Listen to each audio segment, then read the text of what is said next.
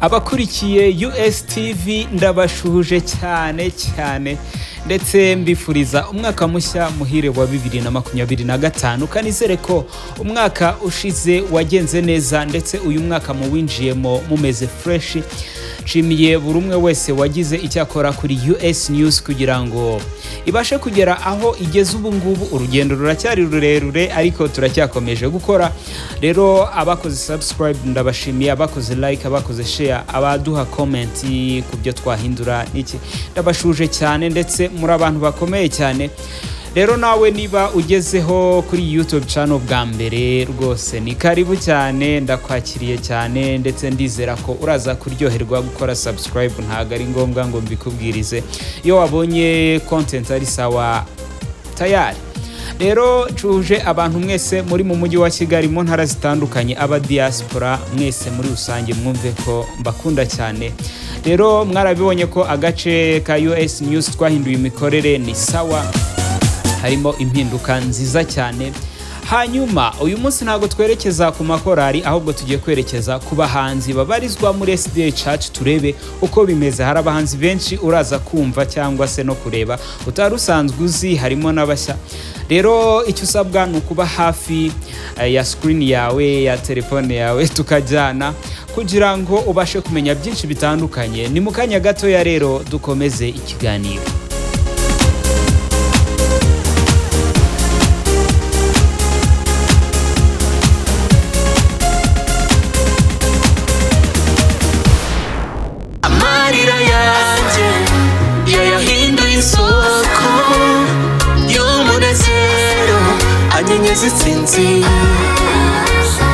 Icyo nakubwira kuri nje nuko indirimbo ya 15 yo kuri album number 1 igizwe n'indirimbo 100 yamaze gusohoka. Ndi ku ndirimbo ya 15 n'ubundi nkuko nari mbibabwiye yitwa Ndashima. Ibyo navuzemo ni true story, ni inkuru yabayeho. Mwese murabizi ko hari igihe kigera umuntu akisanga muri situation mbi cyane. Rero irandirimbo nayanditse ndi mu gihe kibi. Rero ibyo navuze byabayeho ni true story, ariko ndagira ngo nkubwire ko Imana itarashyiraho iherezo ryawe nta muntu warishyiraho. Rero humura ntacyo uzaba nk'aba pastor.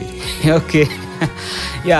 Ni sawa cyane. Rero wajya kuri YouTube channel yanjye HL Beat ukumva izo ndirimbo zose. Ndizera ko vuba ndatangira no kubaha amashusho y'izo ndirimbo ziri kuri album. Ngira kamaro nigishe kwigirira icyizere, agira urukundo n'umurava, kuba inshuti y'ubwenge bizamubera inzira yo gutsinda ndetse no kuramba. Ese rero nerekeza kuri Sarah Sanyu, uyu mumuzi muri Ambassadors of Christ Choir. Muramuzi cyane kabisa Sarah Sanyu, iri zina rirazwi cyane. Rero uyu nguyu aheruka indirimbo yitwa Omora, imaze umwaka urengaho. Nzamuhamagara mubaze amakuru anatubwire uko bimeze, ariko ndabizi ko guhuza akazi na Ambassadors of Christ noneho hakazaho no ku ruhande rwiwe ni hatari. Iyo mpamvu byanga bikunze mugenda mubona ko agenda akora gake cyane. Nakazi kenshi n'inshingano nyinshi. Ubu ni n'umumama, urumva ni hatari.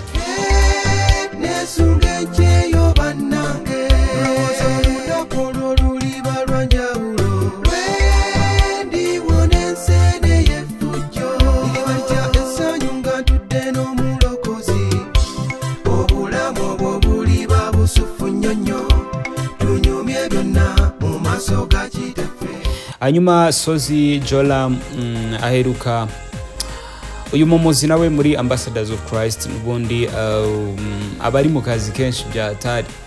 Uyu nguyu aheruka kuduha kuri YouTube channel yiwe indirimbo yitwa Ndi Muto, imaze umwaka urengaho nawe, ariko abafite akazi kenshi murabizi ni umu beatmaker, ni umutoza w'amakorali menshi haba mu Rwanda no hanze, jya mubona mu bihugu byinshi cyane, akora akazi kenshi rero ntago rwose twamutindaho, gusa nawe ari mu kazi ndetse ari gukora, ubwo uko bizajya bikunda azajya duha project tuyikurikire. Hanyuma nkomereje kuri Vumilia. Yumva umutima wanjye niyo ntabasha gusohora ijambo, asobanukirwa interuro zanditse mu bitonyanga by'amarira. Iyo nsuhuza umutima amenya ijambo mvuze. Vumilia we ngira ngo ari no kwitegura ubukwe, imyiteguro myiza y'ubukwe kuri Vumilia. Invitation narayibonye kabisa. Hanyuma indirimbo aherutse yitwa Iyavuze, imaze ibyumweru 2 birengaho, ni sawa cyane, kwaje cyane. Ndi kubona rwose amaze gutera imbere cyane. Oh sorry, muri Ambassadors of Christ hari undi muhanzi urimo, sinzi ukuntu nari mwibagiwe, Kamugisha. Nyemerera ngendane nawe, wamenye uko Enoki yabigenjeje, Nowa ndetse na Abrahamu bagukurikiye kugeza iherezo. Mbabazi kabisa, umuhanga cyane. Uyu nguyu aherutse kuduha indirimbo yitwa Ubikora ute Mana, maze umwaka nawe ni hatari, ariko nawe bari gukora cyane. Yaduhaye indirimbo nyinshi cyane, nyinshi mwagiye mumenya, harimo Nyemerera, murayizi cyane. Kabisa ni nyinshi cyane rwose. Mbabazi komerezaho, ndagushuje cyane. Hanyuma reka nerekeze kuri Lewis, ubwo mpise njya muri Karongi. Tonyanza byabishojo by'imbabazi zawe, ikiganza cyawe gikiza kinkozeho nzazamuke. Mwamumenye ku ndirimbo yitwa Tonyanza, n'izindi nyinshi, Wabo wabera, nyinshi cyane, Arakiza, Wakunzwe rwinshi, ni nyinshi. Hanyuma uyu Lewis n'ubundi indirimbo aherutse kuduha yitwa Mu Rwubake, imaze amezi 2, ngira ngo ni video lyrics, kuko mbere yaho ho gato hari harasohotse indirimbo yitwa Wakunzwe rwinshi, indirimbo nziza cyane, ni mu njyana ya reggae. Lewis nta gushidikanya akunda injyana ya reggae cyane, kuko niyakunze no gukoramo. Courage cyane rero, ndizera ntashidikanya ko mu minsi mikeya uraduha indi project. Mu minsi yashize twari kumwe turi no kuganira, nibikunda interview ye muzayikurikira kuri USTV. Nkiri aho muri Karongi hari undi muhanzi yitwa Munyaneza Steven. Ndababaye ndashengutse umutima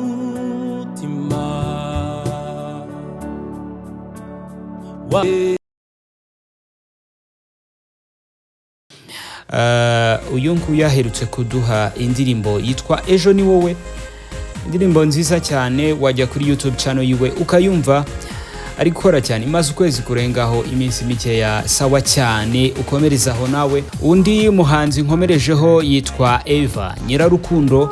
Imitima y'abantu banjye yuzuye ibikomere, yasaritswe n'inguma zitigeze komorwa na rimwe, n'abagerageje komora izo nguma bazivuye bazica hejuru, ndatumba ndengwa mbwirira ubwoko bwanjye. aherutse kuduha indirimbo yitwa Icyomoro, imaze amezi 5 n'iminsi irengaho. Gusa ni mushya, ntabwo ndamenya ibye fresh, ariko bandaza kumenya amakuru n'ibikunda tuzamuganiriza muri US News, atubwire ibyo ari kudutegurira n'urugendo uko rukomeje. Kuri YouTube channel yiwe ndabonaho indirimbo ebyiri, hari yitwa Isano ni video lyrics, niyo yitwa Icyomoro iri mu buryo bw'amashusho. Sawa cyane Courage, mpisenja kuri Honore. Bona jujuheraho urwaneho Yesu wanshiki. Warakoze niyo ndirimbo mwamumenyeho cyane, iriya yakoranye na Vumilia n'undi umwe.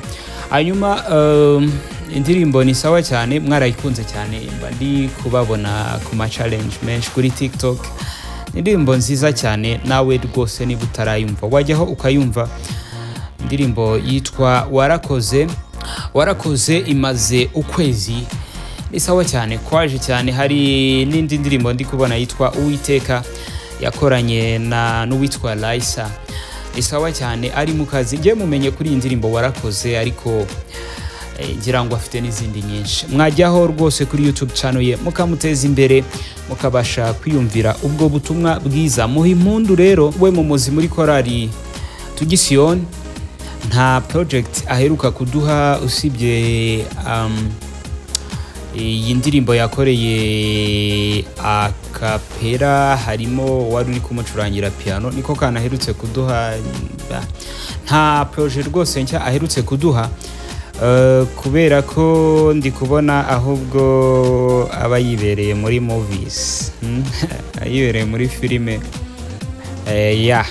Ubwo tuzamuganiriza twumve uko bimeze, ntabwo twamutsindaho. Hanyuma Odette nawe ubuzima hariho ubuzima bw'iteka gateguri wabasinzirira mu mwami, tubeho imibereho yejejwe. Hanyuma Odette nawe nta projet aheruka inkamiye. Uyu mumuzi muri korali Abahamya ba Yesu Family, nawe ndi kubona icyo ari gukora cyane ni ibiganiro. Ni umunyamakuru, ni umu content creator. Indirimbo n'ubundi aheruka, reka manuke turebe. N'ubundi indirimbo aheruka ni iriya yitwa Muhumure, urumva ariyo ndirimbo aheruka, niko ndi kubibonaho hano. Nta project aheruka.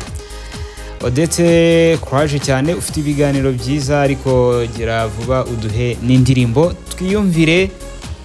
Hanyuma nkomereje kuri Elsa Cruz. Urya suburanga, urya amafaranga, urya imiryango, urya amashuri. Umugore mwiza atangwa n'Imana, iyo bibi byo byose iri kamba simba ryambaye. Uyu nguyu mumuzi muri mwamumenye muri korali Yesaraje, ubu ntabwo akirimo, ari gukora ku ruhande rwe.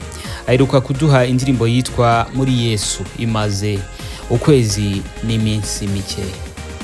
Nshimiye buri wese wabanye natwe muri iki kiganiro, ndizera ko mwaryohewe. Hanyuma mu minsi iri imbere ndabatangariza indirimbo muzatora muri top 5 hit songs. Tuzareba indirimbo 5 zihagarariye izindi mu bahanzi babarizwa muri SDA Church.